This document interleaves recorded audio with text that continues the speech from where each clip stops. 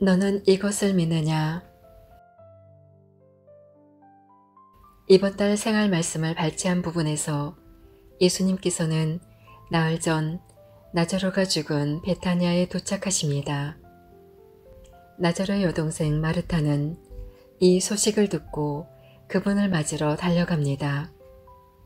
예수님께서는 마르타와 그 여동생 마리아 그리고 그들의 오빠 나자로를 무척 사랑하셨다고 복음서는 강조하고 있습니다. 마르타는 고통 중에도 주님이신 예수님을 신뢰하는 마음을 그분께 표현합니다. 즉, 예수님께서 자신의 오빠가 죽기 전에 그곳에 계셨더라면 오빠가 아직 살아있겠지만 하느님께서는 예수님이 정하시는 것은 무엇이나 다 들어주신다는 것을 지금도 확신한다고 말합니다. 그러자 예수님께서는 내 오빠는 다시 살아날 것이다 라고 분명히 말씀하십니다. 너는 이것을 믿느냐? 예수님께서는 나자로가 다시 살아날 것이라고 하신 말씀에 대해 거듭 명확히 설명하십니다. 곧 그리스도를 믿는 이들이 신앙하고 기다리는 죽음 이후의 부활뿐만 아니라 지금 여기서 있을 육신의 부활도 염두에 두고 하신 말씀이라는 것입니다. 그러고 나서 마르타에게 당신을 믿고 따를 것을 요청하십니다. 이것은 단지 요한 복음사가가 표징들이라고 정의하는 그분의 여러 기적들 가운데 하나를 실현하기 위해서일 뿐만이 아니라 마르타에게 그리고 그리스도를 믿는 다른 모든 이에게 새로운 생명과 부활을 선사하시기 위해서이기도 합니다.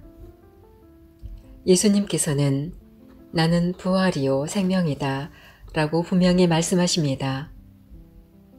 그런데 그분께서 마르타에게 청하시는 믿음은 그분과 맺는 개인적 관계에 능동적이고 역동적으로 참여하는 믿음입니다. 믿음이란 한 번 서명한 다음에는 더 쳐다볼 일도 없는 어떤 계약서의 내용 같은 것이 아닙니다. 오히려 믿음은 매일의 삶을 변화시키고 그 삶에 스며들어가는 하나의 실천입니다. 너는 이것을 믿느냐? 예수님께서는 지금 여기에서 새로운 생명을 살아가라고 그 새로운 생명을 매일 체험하라고 우리에게 당부하십니다. 그렇게 되려면 우리가 성탄 때에 재발견했듯이 그분께서 몸소 그 믿음을 우리에게 전해 주셨음을 기억해야 합니다. 그분께서 먼저 우리를 찾으셨고 우리 가운데에 오셨기 때문입니다. 너는 이것을 믿느냐는 그분의 질문에 어떻게 응답해야 할까요?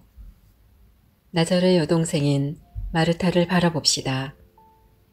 예수님과의 대화를 통해 마르타에게는 그분께 대한 가득한 믿음의 고백이 샘솟아납니다. 이 대목의 그리스도 원본은 그러한 믿음을 더욱더 강렬하게 표현합니다.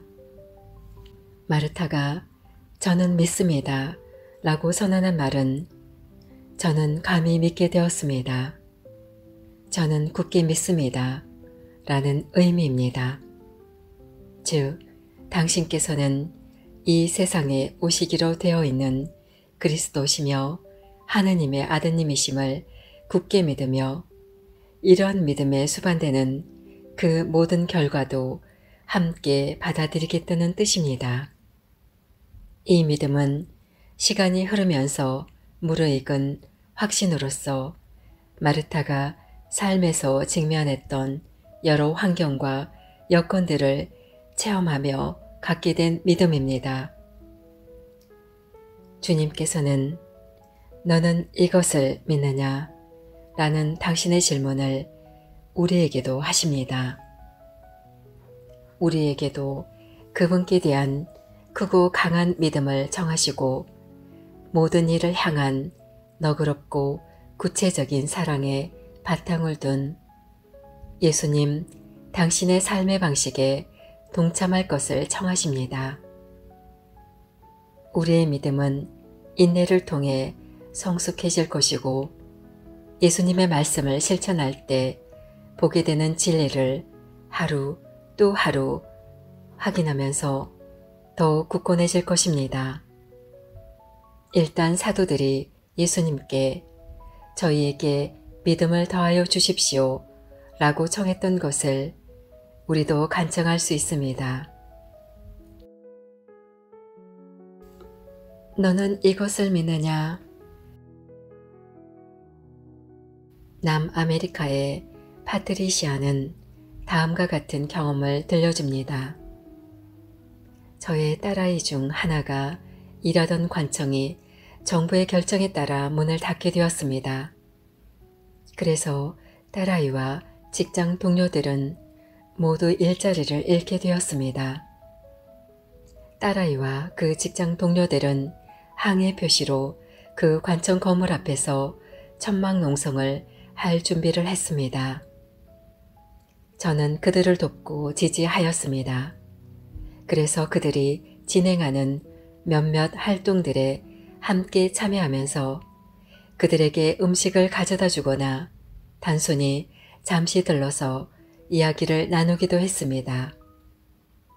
그들을 동반해 주던 한 그룹의 신부님들이 성목요일에 예식을 거행하기로 했습니다.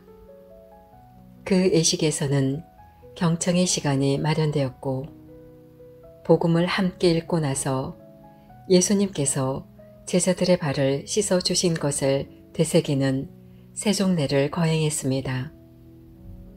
그 예식에 참석한 사람들 대부분은 종교가 없는 사람들이었습니다. 그럼에도 불구하고 그 시간은 깊은 일치와 형제의 그리고 희망의 시간이었습니다. 그들은 서로를 얼싸안으며 감격했고 불확실한 상황과 고통 속에서도 그들을 동반해준 그 사제들에게 고마워했습니다.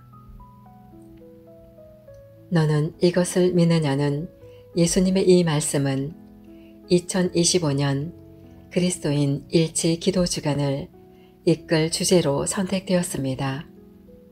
그러므로 우리는 그리스도인들로서 공통적으로 믿는다는 것 자체가 모든 이와 함께 형제를 추구하는 동력이 되도록 기도하고 노력해야 합니다.